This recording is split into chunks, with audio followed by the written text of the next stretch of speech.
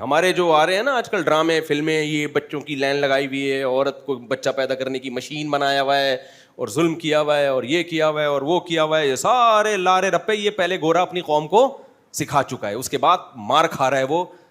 اور اب ہمارے ہی جو میڈیا پہ نا اسی قسم کی تحریکیں, یہ مولاناؤں کی باتوں میں مت آؤ, ملک میں مہنگائی دیکھو کدھر جا رہی ہے. مہنگائی کا حل یہ تھوڑی ہے کہ ہم جوان پیدا کرنا چھوڑ دیں, بچہ تو تھوڑے دنوں میں جوان ہو جاتا ہے, وہ تو سورس آف انکم ہے. مہنگائی میں تو آپ کو اولاد کی ضرورت سستائی سے زیادہ ہے, سمجھتے ہو؟ تو اب نتیجہ دیکھو. اچھا کتنے گھر ہو گئے؟ 3. چوتھا بہت اچھا گھر تھا, اس میں کتا نہیں تھا, اس گھر میں کتا نہیں تھا, وہ بہت اعلیٰ, وہ مسلمان کا گھر تھا جو 150-200 سال پہلے ان کے باپ دادا کسی یورپین کنٹری میں آ کے آباد ہو گئے. اس گھر میں یہ ہوا, ہم جب گئے 4-5 افراد, ہم نے کہا ذرا ان مفتی صاحب کو تھوڑے سے کوئی بیماری ہے جس کی وجہ سے ان کو ہر جگہ گھسنے کا شوق ہے, لیکن کسی کی پرائیویسی میں دخل اندازی دینے کا نہیں ہے, پرمیشن لے کے. یہ چاہتے ہیں کہ آپ کے کلچر کو, مجھے بہت کلچر دیکھنے کا قوموں کے بہت شوق ہے, تو یہ چاہتے ہیں کہ یہ ذرا, اس نے کہا بالکل کائنڈلی, وائی ناٹ. اسپینش بول رہے تھے وہ, انگلش نہیں آتی تھی اس کو.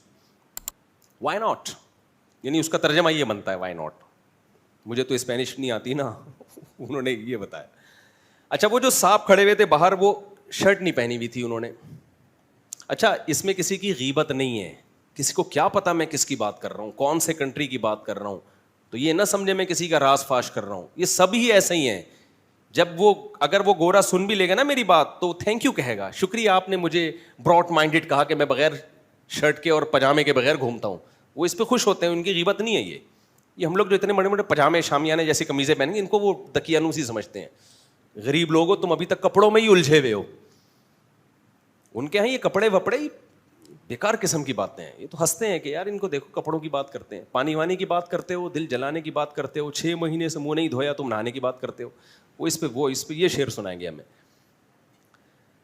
میں خدا کی قسم کسی قوم کی برائی کرنا مقصد نہیں ہے, آپ کا مستقبل بتا رہا ہوں کہ اسلام کو فالو نہیں کیا تو آپ کا فیوچر یہ ہے. ترقی کے باوجود, اور بغیر ترقی کے کیا ہوگا؟ انہوں نے تو ترقی کر لی, پھر یہ فیوچر ہے. ہم تو ترقی بھی نہیں کر رہے اور فیوچر یہ ہو, ہمارا تو بیڑا غرق. سمجھتے ہو؟ وہ تو شراب بھی پیتے ہیں تو برانڈیڈ شرابیں ہوتی ہیں, ہمارے یہاں تو کچی پیے گا. ڈاکو بھی کچے کے ہمارے یہاں, جن کے کوئی کچھ پتہ ہی نہیں کہ کس وقت کہاں سے نکل آئے. ان کے ڈاکو بھی ایک گینگ ہوتے ہیں, پتہ ہوتا ہے یہ ان کا سربراہ ہے, اس کو فوکس کرو. اب ہمارے تو پتہ ہی نہیں, گلی محلے میں ہر دوسرے گلی میں کوئی ڈاکو ہے. ہمارا تو حشر ان سے زیادہ خراب ہوگا بھائی صاحب. تو چوتھا جو گھر تھا نا, وہ اس میں ایک صاحب وداؤٹ شرٹ, پی وی تھی انہوں نے, تھوڑا سا دائیں بائیں لہرا رہے تھے. تو ہم نے کہا کہ کائنڈلی, انہوں نے کہا بالکل جا سکتے ہیں گھر میں.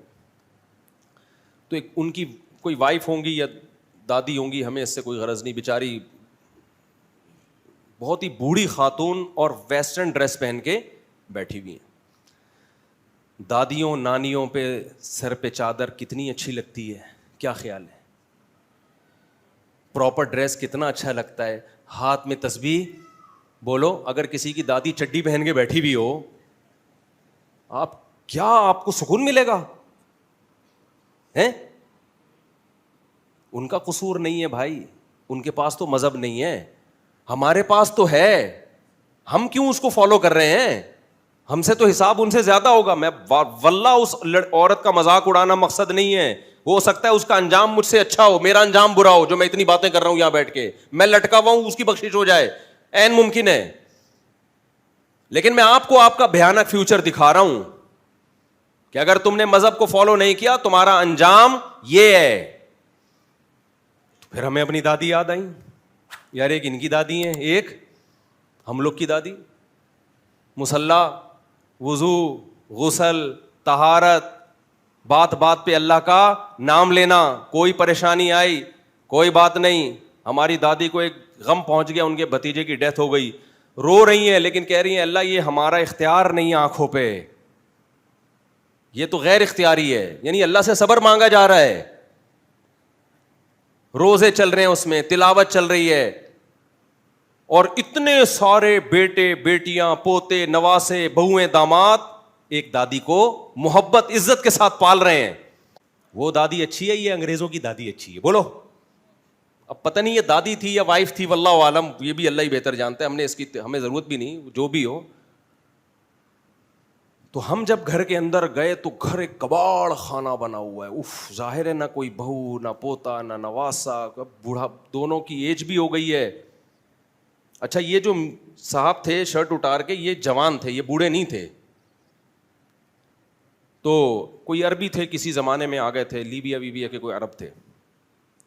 تو میں نے ان سے پوچھا, میں نے کہا آپ نے اپنے گھر میں اتنا سامان اکٹھا کیا ہوا ہے, یہ کیا ہے؟ انہوں نے کہا ہم دنیا میں, انہوں نے پھر بتایا کہ دنیا میں نے ٹریولنگ بہت کی ہے, تو ہر ملک کی کوئی نہ کوئی یادگار لا کے میں نے گھر میں رکھ دی. اب وہ اتنی جمع ہو گئی ہے کہ اس کو کوئی سلیقے سے رکھنے والا نہیں.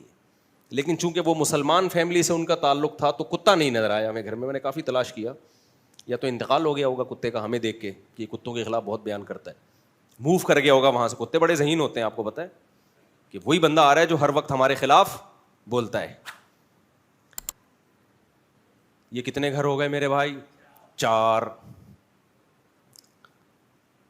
تو کر لو پھر, یہی صحیح ہے تمہارے لیے. کیا خیال ہے اگر ہمیں آپ کو ہمارے 4 شادیاں اور اتنے بچوں پہ آپ کو نفرت ہے, فنڈامنٹلسٹ, اس غربت مہنگائی کے دور میں اس قسم کی مفتی صاحب فضول باتیں کرتے ہیں, تو پھر دوسرا نظریہ تمہارے پاس کس کا ہے؟ گوروں کا. اور انہوں نے ترقی کی ہے تو بھی اس تباہی سے اپنے آپ کو نہیں بچا سکے. ہم تو ترقی بھی نہیں کر رہے, ہم تو اس سے 10 گنا زیادہ تباہ و برباد ہوں گے. سمجھتے ہو کہ نہیں سمجھتے ہو؟ اس لیے اللہ اپنا خدا کس کو بنا لو؟ اللہ کا. اللہ نے کہا رزق کون دے گا؟ میں دوں گا. تو افرأیت من اتخذ الہہ ہواہ, میں نے کہا ہم ایک کلپ دیکھتے ہیں وہ فیملی سسٹم کو توڑنے کی بات کر رہا ہوتا ہے, ایک کلپ دیکھتے ہیں وہ دولت دولت دولت دولت, ایک دیکھتے ہیں تو صحت صحت صحت, اتنا زیادہ صحت کو بڑھا چڑھا کے. صحت ہماری ضرورت ہے, شریعت نے اس کو فوکس کیا ہے. لیکن میرے بھائی دوسری طرف یہ بھی ذہن میں ہونا چاہیے, آپ مائیکل جیکسن سے زیادہ صحت کے اسباب اختیار نہیں کر سکتے. مائیکل جیکسن کے پاس جو کھانے کے لیے بادام تھے وہ ہمارے باداموں کی طرح نہیں تھے. اس کو چھیلا بھی جراثیم والے ہاتھوں کے بغیر چھیل کے رکھا جاتا تھا. وہ جو سیب کھاتا تھا میرے بھائی, وہ بڑا جراثیم لیس سیب, ہو جراثیم پر پابندی تھی مائیکل جیکسن پر اٹیک کرنے پر, گورنمنٹ کی طرف سے پابندی تھی. اور ہم ہر وقت انڈیا اسرائیل کی جنگ میں ہو نہ ہو, جراثیم ہر وقت ہمیں ستا رہے ہیں. لیکن اس کے باوجود مائیکل جیکسن کامیابی کے تمام اسباب, جو کامیاب لوگوں کی 7 علامتیں آپ نے گوروں کی کتابوں میں پڑھی ہیں, مائیکل جیکسن میں وہ 21 علامتیں تھیں. 7 کو 3 سے ضرب دے دیں آپ, کتنی علامتیں تھیں؟ بولو 21.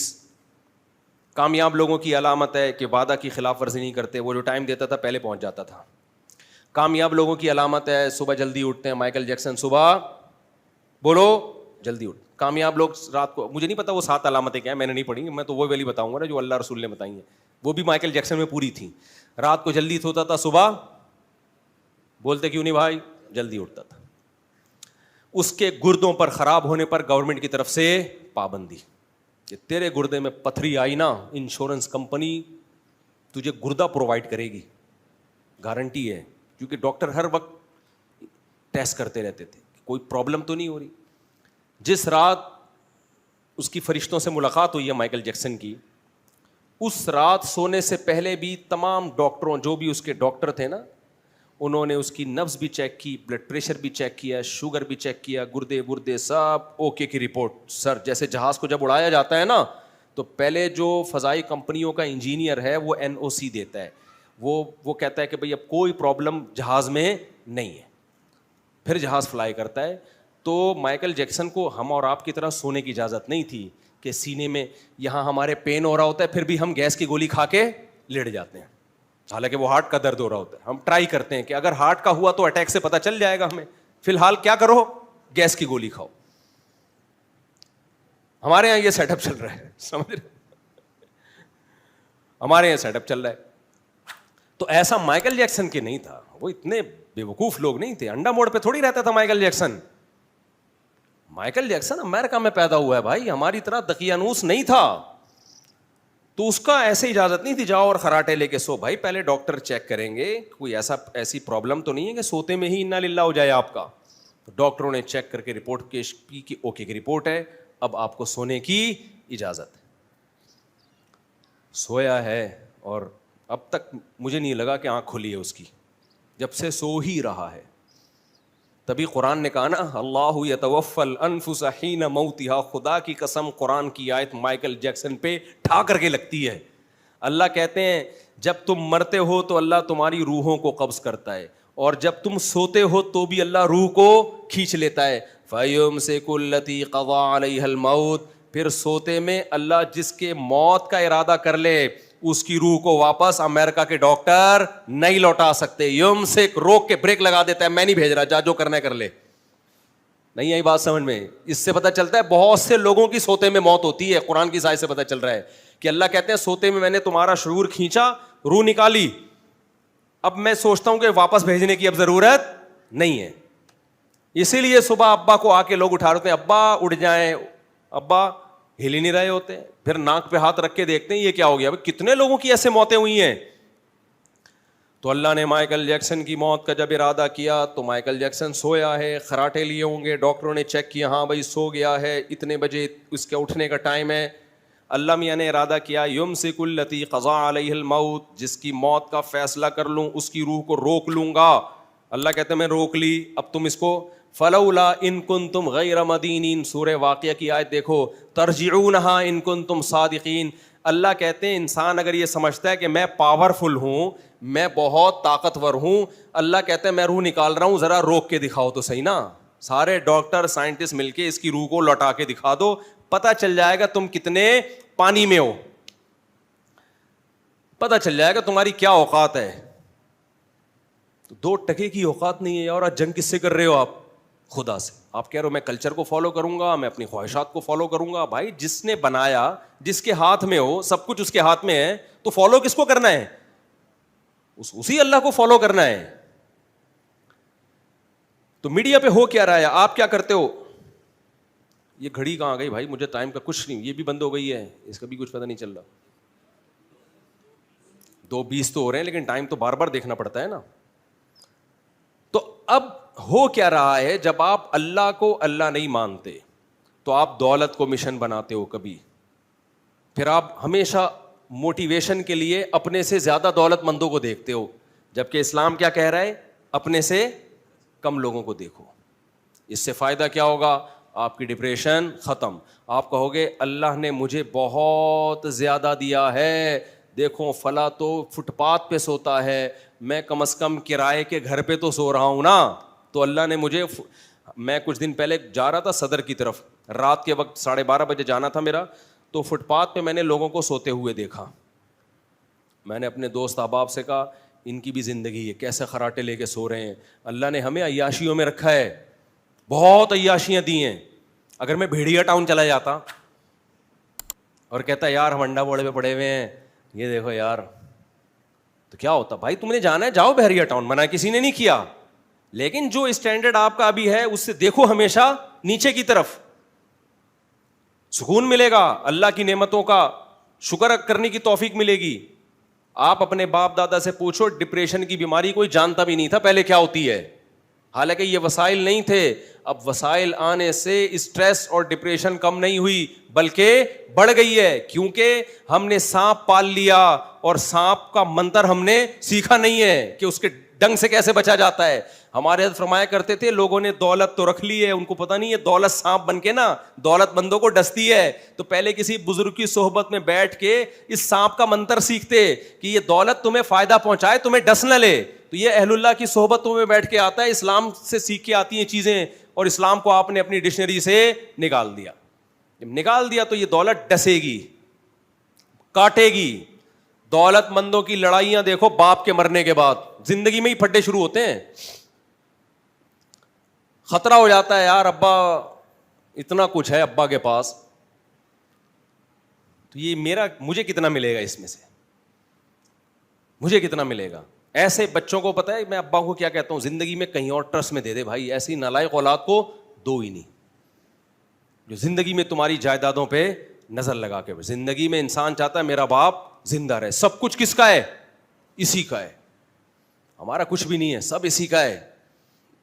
لیکن ظاہر ہے آپ کو موٹیویشن اتنی ملی ہے کہ دولت, پیسہ پیسہ پیسہ, تو پھر آپ تو غیر اخلاقی طریقے اختیار کرو گے پیسہ کمانے کے. ابا کی جائیدادوں پہ بھی نظریں ہوں گی, ابا کے بٹووں پہ بھی نظر ہوگی, بیگم کی نظر بھی میاں کی جائیدادوں پہ ہوگی. ایسے ایسے حالات آ رہے ہیں مارکیٹ میں, سن کے بے ہوش ہونے کا دل کرتا ہے.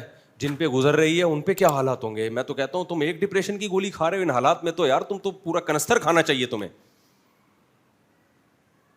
خدا کی قسم میرے بھائی, اپنے گھروں میں مذہب لے کر آؤ, اسلام لے کر آؤ. بڑے بڑے پھڈوں سے جان چھوڑ جائے گی. چھوٹے موٹے آلو پیاز ٹماٹر پہ جھگڑے وہ کوئی اتنا بڑا مسئلہ نہیں ہے. یہ تو ہر گھر میں محبت جہاں ہوگی تھوڑا بہت بدتمیزیاں ہوں گی. مجھے بہت سے میاں بیوی آ کے بتاتے ہیں ایکچولی ہمارے اندر اتنی محبت ہے, ہمارے کو بھی پھڈا ہی نہیں ہوا, 20 سال سے لے رہے ہیں. تو میں کہتا ہوں یا تو یہ پھینک رہا ہے, بہت لمبی پھینکی ہے اس نے, یا یہ کہ دونوں پاگل ہیں. دونوں کیا ہیں؟ پاگل ہیں. دماغ ہی نہیں ہے تو لڑنے کے لیے بھی تو کچھ دماغ چاہیے نا. یا پھر یہ کہ ویجیٹیرین ہے, ٹماٹر ہی پہ ساری زندگی گزار دی انہوں نے. تو آپ میڈیا پہ جاتے ہو, دولت دولت دولت دولت, شہرت شہرت شہرت شہرت, صحت صحت صحت صحت, بڑا گھر بڑا گھر, پراپرٹی پراپرٹی پراپرٹی پراپرٹی, خوبصورتی. یہ بھی خواتین کا ایک مسئلہ ہے, مردوں میں بھی ہے یہ لیکن خواتین میں زیادہ ہے. تو اس سے کیا ہوگا میرے بھائی, جب آپ نے ان چیزوں کو خدا بنا لیا تو اس سے آپ کی اسٹریس کم ہونے کے بجائے بڑھے گی, کیونکہ ان میں کوئی چیز پائیدار نہیں ہے. اول تو یہ یقین نہیں کہ ملے گی کہ نہیں ملے گی. وہ شاعر نے شعر کہا ہے نا, کل وہ میرے بھی آنگن میں تھی جس پہ وہ کیا ہے, جس پہ غرور کل وہ میرے بھی آنگن میں تھی جس پہ غرور تجھ کو آج ہے, یا غرور آج تجھ کو ہے. کچھ مجھے شعر پورا یاد نہیں آ رہا. ندیم شاد ایک انڈیا کے بڑے شاعر ہیں, نوجوان لڑکا ہے, بڑی خاندانی قسم کی شاعری کرتا ہے. کل وہ میرے بھی آنگن میں تھی جس پہ تجھ کو غرور آج ہے, کل وہ شاید تجھے چھوڑ دے اس خوشی کا بھروسہ نہیں. آپ کا دماغ کہیں اور جا رہا تھا تو میں نے آگے بتا دیا, خوشی ہے. کل وہ میرے بھی آنگن میں تھی جس پہ تجھ کو غرور آج ہے, کل وہ شاید تجھے چھوڑ دے اس خوشی کا بھروسہ نہیں. شاعر کہہ رہا ہے جو خوشی جس پہ تو آج اترا رہا ہے نا, آپ لوگ پتہ نہیں کیا سمجھ رہے تھے.